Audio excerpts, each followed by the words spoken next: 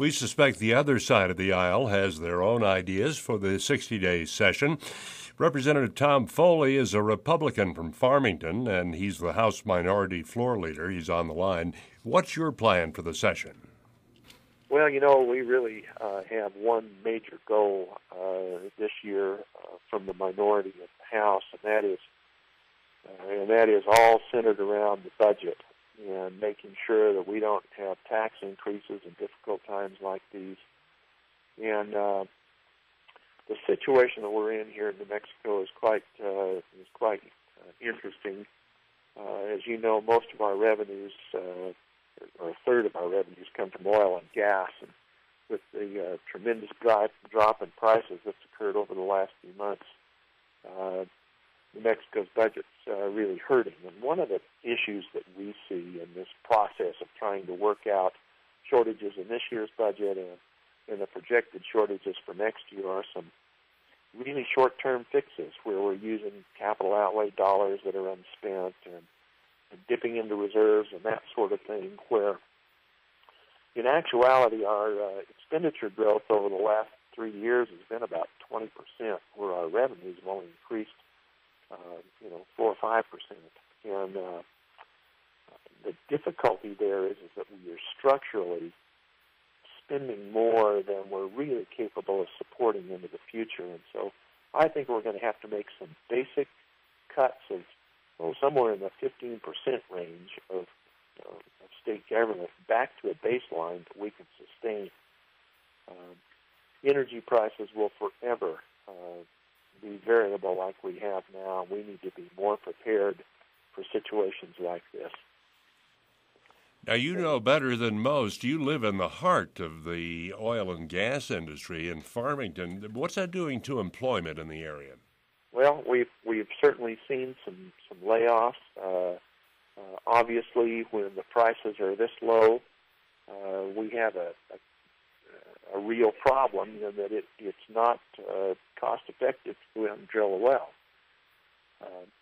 So that combined with things like the pit rules that have come in this year, a regulation that requires some additional spending on drilling costs, forces drilling companies not only to not drill, but to take that money and go drill it in other properties in states outside of New Mexico. So it's a combination of regulation and the economic situation that's causing a little downturn to start to occur in that, and we have no idea what that will eventually be. It's also important for people around the state to realize when they turn on the TV and they see the price of natural gas, they're looking at a NYMEX price that doesn't reflect what most of the gas that's produced in New Mexico is sold at. We're generally somewhere $1 to even as much as $3 lower than that number. For instance, right now on the national scene, it's just a little over $5, but really here in San Juan Basin, it's about $4 that natural gas is selling for. And it becomes very difficult, to continue drilling. And I know that there have been a number of layoffs that have occurred up here in the industry, and we're just hoping we can hold things together as long as this little downturn occurs.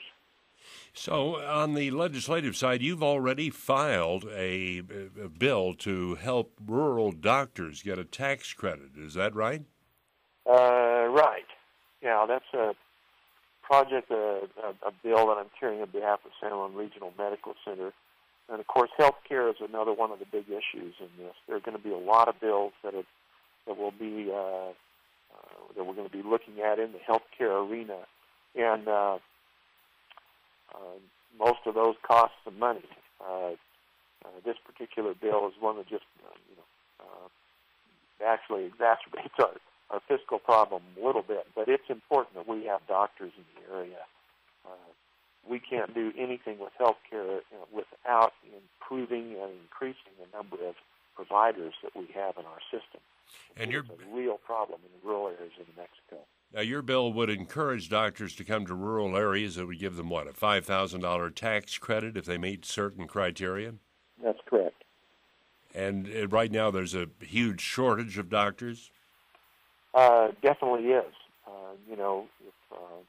if we were into the system where we had, a universal health care where everybody was going to doctors, we simply wouldn't have the doctors to go out. As you're well aware, you've seen the difficulties that people on Medicaid and Medicare are having, not only in the state but nationwide, getting access to medical care. I know here in our community we struggle to find physicians to come into the community and other healthcare providers, to make sure that we have the people here that are necessary to serve the public. And it's truly a problem throughout the state, in the rural areas, and to some extent even in the metro area. Mm-hmm. Well, Representative Tom Foley, House Minority Floor Leader, many thanks for being with us on at noon.